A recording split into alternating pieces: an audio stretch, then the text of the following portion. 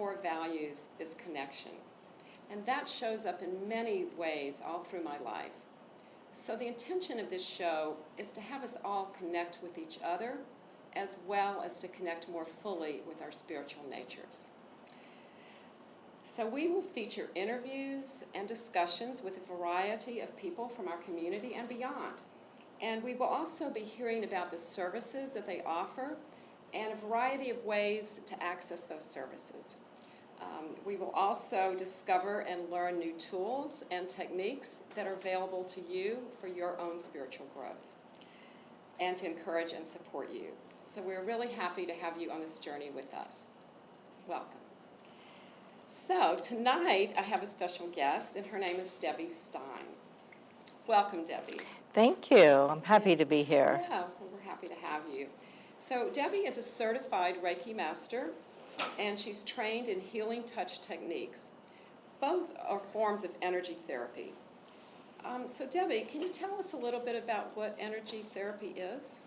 Okay, so as you said, I am a Reiki Master, and I'm also taken all the levels of healing touch as well as their advanced levels. I've also trained in integrative energy therapy, and I also do distant work, and I do something called distant linking. So the concept that is with all of these therapies, and energy therapy in general, is that everything is energy. And we are made up of energy. And so I like to think of myself as kind of an energy therapist.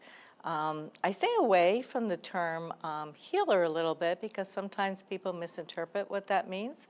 I'm really helping the person that I'm working with to clear and balance so that their bodies can go back to healing itself, to their own optimal state of being in that given point in time.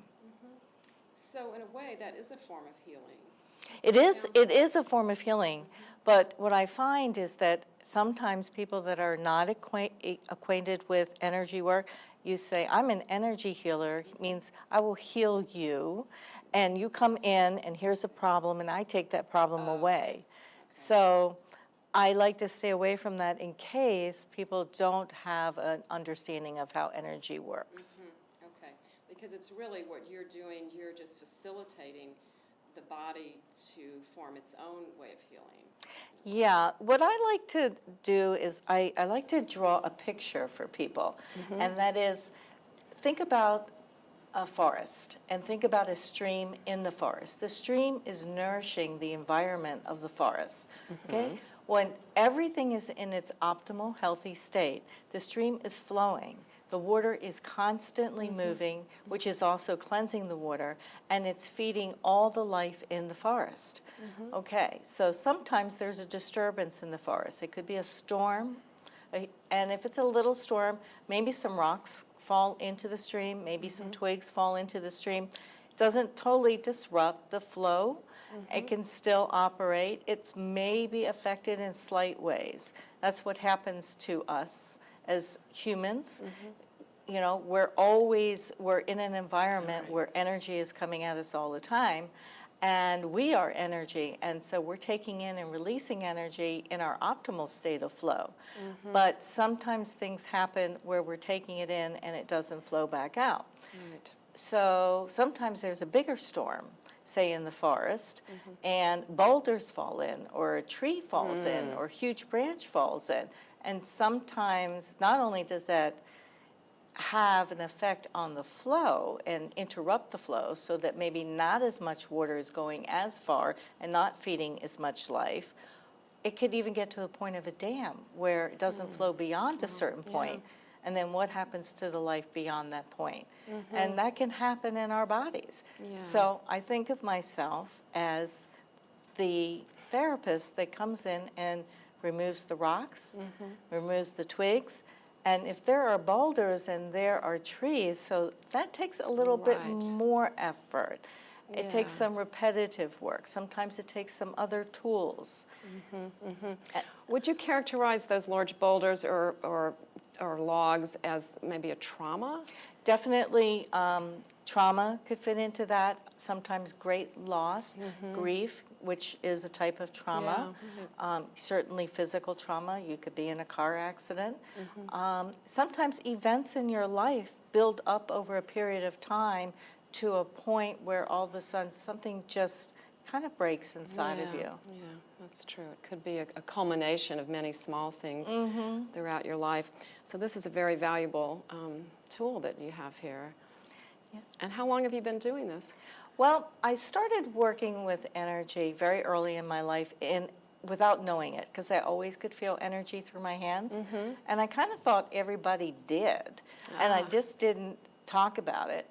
And then I realized that not everybody did. And so I definitely wasn't going to talk about it.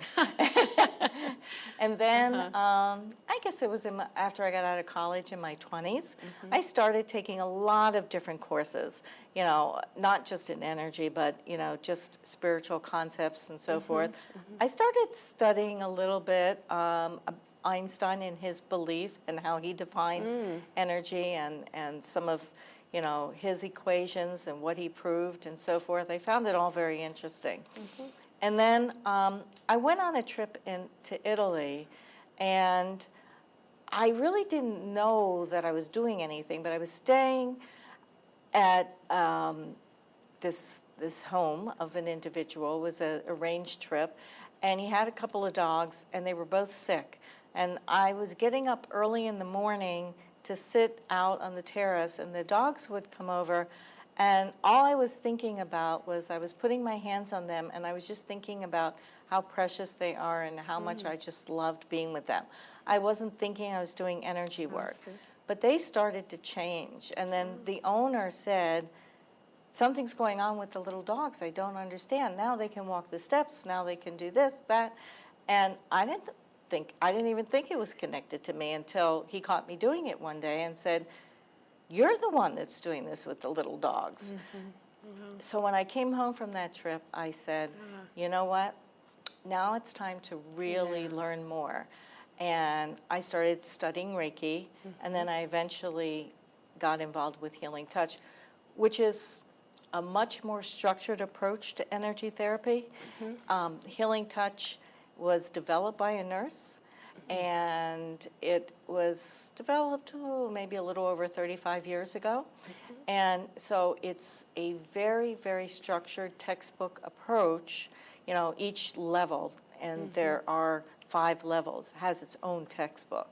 And you learn biology of the body, the physics of the body, in addition to some spiritual concepts, in addition to ethics, in addition to, you know, when you're doing energy work in a hospital versus out of a hospital and all of that. I see. So I was volunteering in a hospital for 11 years. That was very helpful to me. And it was one of the requirements is that I had to agree to study Healing Touch. Oh, interesting. Yeah. So you've been doing that is it in Greenwich? Yeah, I started at Greenwich Hospital.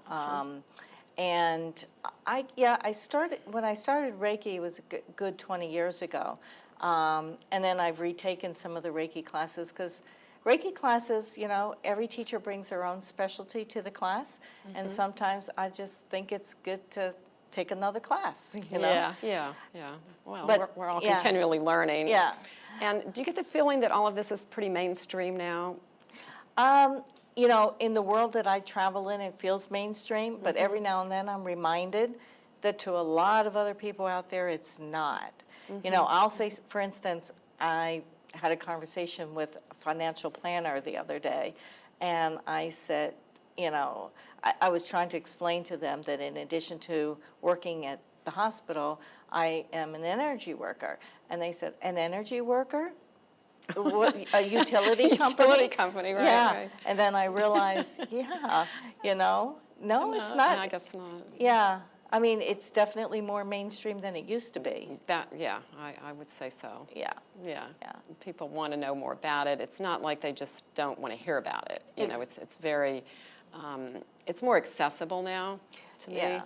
Well, when I first started working with energy, I remember my mother saying to me, look, I don't believe in that stuff, so stay away from me with that voodoo.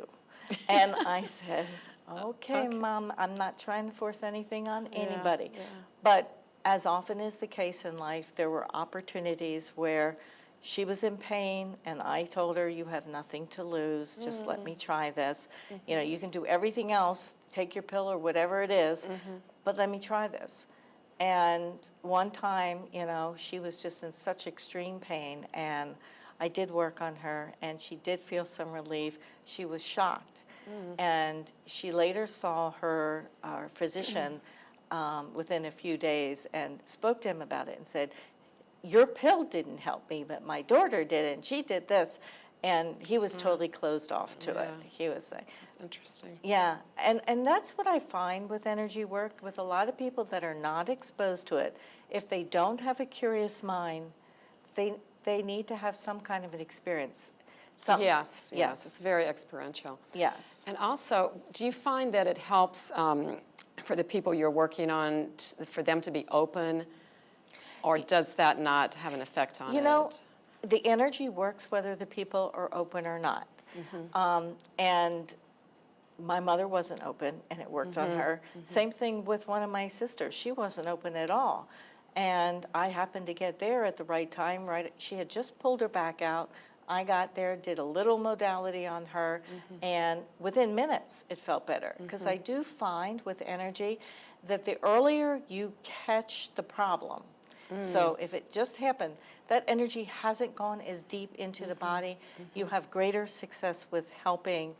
Really what you're doing is there's too much energy going in one place, and you're moving it out so the body can open up. Just releasing it and letting it, letting it go. But I do find that if somebody is comfortable, say it's their first session and they've had energy work before and they're comfortable with me as a practitioner, they just relax faster so that, say we have an hour together, that hour is utilized very efficiently. Yes, so it's much more efficient Yes. if they're kind of like they're creating it with you in a way. Yes, and they're more apt to hold onto the open flow that we've created together when they leave, because they're more, you know, if they believe in it, they're more into, you know, maybe continuing on with some meditation, paying attention to their breath, maybe using some breath work exercises, whatever it is that helps them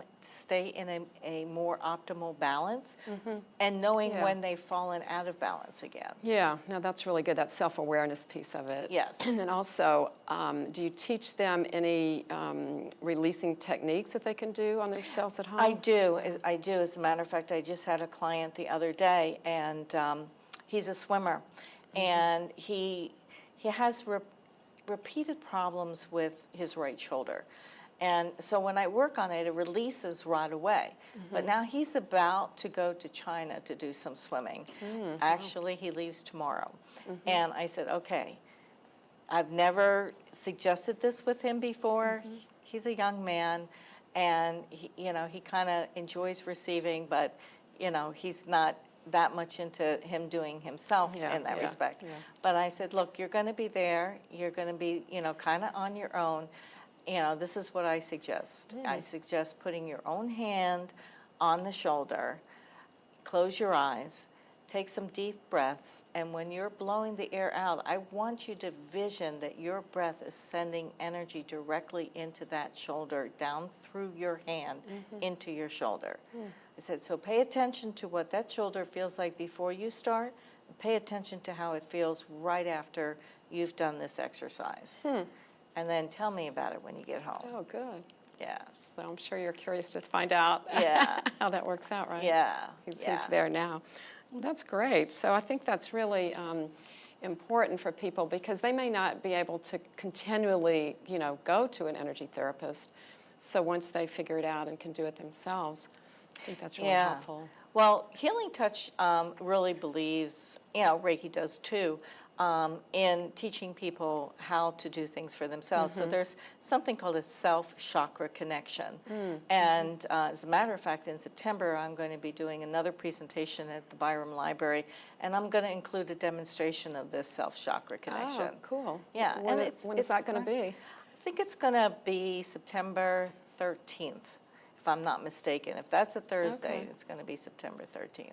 Okay. Yeah. Yeah, because you recently did a presentation there, right? A I couple of did months one ago? in May 17th, yeah. And it really was, again, a lot of people think about energy as, okay, yeah, we know energy workers, we know there's Reiki out there, but like, what is energy and how does energy work? And how did Einstein play into really kind of moving us along with our Oh, yeah. understanding of energy? Basically with his E=mc², he pretty much showed us that, mass and energy are interchangeable, where time and space are not absolute, meaning energy can travel through distance, through time, it doesn't matter. And it also showed us that we are mass, but we are also all energy. And then he went a step further with some of his physics, which showed us that the human body is capable of self-healing, but when they do run into a situation where too much energy is building up because of, problems in their environment or stress or what have you, then it's important to work with a skilled practitioner who knows how to shift, move, balance, and clear so the body can go back Yeah. to its self-healing. Yeah. But That's great. everybody's, in a different place with self-healing. We're not the same our whole lives. So what's optimal for me today is different than what was optimal for me when I was 20 years old. Well, that's a good point. Yeah. And you just have to keep your awareness about that. Right. So what else can you tell us about our energy fields? Do you want to talk a little bit about our chakra system? Sure. So the chakra is a Sanskrit word, and it means disc or wheel. And the reason why they have that term is because it's kind of an indication of movement, flow, spinning. And there are 7 basic chakras in the body, and they're aligned along the spine, and they branch out to our whole nervous system.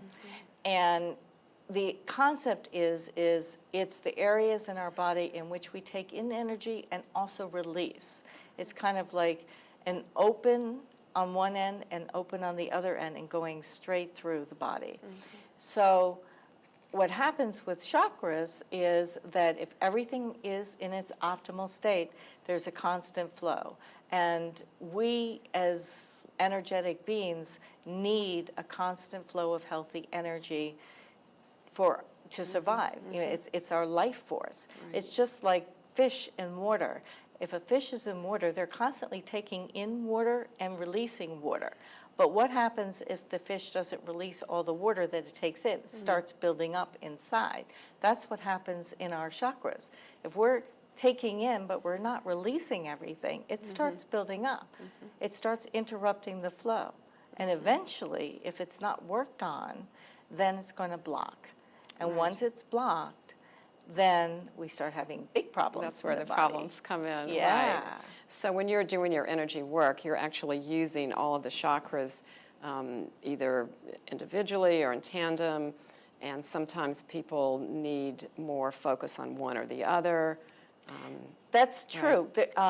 Well, there's also, even before you get down to the physical body, so there's like 5 layers of energetic fields around the body. Well, physical body is one layer. Then there's the ethereal, and then there's the emotional, the mental, and the astral. So before I even get to the physical body, I start stepping outside and feeling the fields and see what's stuck in there. And it gives me a hint before the person has even told me what's going on, in that body. And then I'm able to do a hand scan. I usually go from head to toe to feel exactly where I'm feeling some extra energy. Yeah. And it feels different if it's just extra energy interrupting the flow or it's a blockage. It's a blockage, Yeah. It does feel different. Yeah, and then I follow the energy. I mean, the training that you receive, it teaches you specific, hand placements and thoughts and so forth. But really, in the end, you follow the energy. And through your work and also through receiving work from other people, you know what works well, you know what feels well, Right. You get feedback from your clients. Yeah. And it's just a holistic system. It's a great approach to a comfortable way of healing. So how do you prepare for one of your sessions? I'm curious. Well, that's a good question. If I'm doing a hands-on session, if I have a little bit of time before I come to my office, which is in Darien, I do a little meditation. It doesn't have to be a long meditation, maybe 10 minutes. And it's just centering. And then, I welcome the client. We talk a little bit. I ask them if there's anything that they want me to know. And then I just kind of stand at their feet and just kind of center and attune to their body. And once I've done that, then I do my hand scan. And depending on who I'm working with, some people like to be told what I'm sensing and what approach I'm going to take with them. And some people, especially clients that have been coming to me for a while, they're just like, just do it. Yeah. Let's just get into it. Yeah. What about your distance healing? Distant linking. Distant linking. Yeah, is a name that I created that is a session that is done at a distance, but it's more than sending energy. What it really does involve involves me raising my own vibration to a certain frequency so that I'm able to pick up energetic information from the different fields of the individual. So I listen to a tape that is a sound for each chakra, and that just gets me to where I need to be. And that can be anywhere from 30 to 45 minutes, so it's good for me anyways. It's a nice meditation. Right. So then, I sit with a pad and pen next to me, and I start getting information from the person. And the person doesn't know that I'm getting information. I'm just tapping into their field, so it's not like they're talking to me. So they're off doing whatever they're doing. But they know that you're going to do this. They know I'm just don't going know to do exactly it. when. Yeah. I mean, they hired you to do this. Right. And I Okay. usually give them an idea. I said, but you can go about your day. You don't have You to don't be have to doing lie down on a table. No. Okay. Some people choose to, but it makes no difference because I'm tapping into their energetic field. Right. And so I'm getting information. They're giving me, what's bothering them, and I'm jotting down, pretty much quotes from them. And I'm getting... So this is all your intuition that you're using to do this. Right? Yeah, but when I'm really thinking about, just like coming to the person and feeling that energy and starting to just pick up, thoughts and people speaking and stuff, it's all energy. So what happens is they're not speaking, but their thoughts have already gone into their field. Into their body. They're physical, they're, ethereal, they're emotional, their mental fields. So I'm getting all that information, what's bothering them. And then I go through a period where, I'm seeing into the body, and I'm actually, I start at the toes, and I'm seeing where the blockages are. So I'm actually then vision myself working on the body as if I was physically Right there. Yeah. And I'm documenting the whole time what I found, what I'm doing, why I'm clearing, what's going on. And then I have a little conversation at the end that I want to leave them with, what is important for them to remember, what, I think is something that they're worried about that I don't feel they need to worry about, and something maybe not so much worry, but pay attention to this. It's more bringing somebody's attention to what's going on with them, and then how to move it themselves. So you actually do have a conversation with them over the phone after the No, session? I document everything. I put it in an email, in a very organized email with different headings. And I send it to them. And then after, if they want to talk, you can. We have a 30-minute session if they want to talk.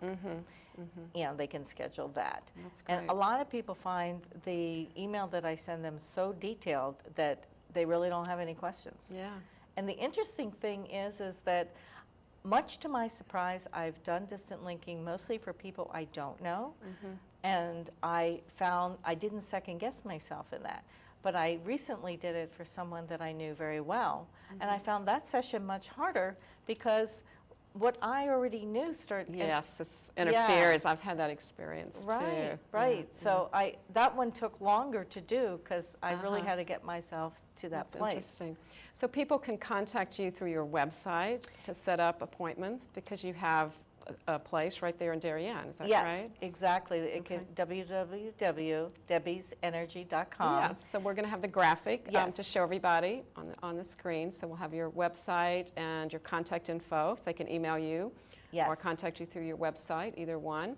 So thank you so much for being here, welcome. Debbie. It was really a pleasure to have you, and I look forward to seeing you not too long. I really appreciate your invitation. Thank you. You're welcome. Thank you. All right.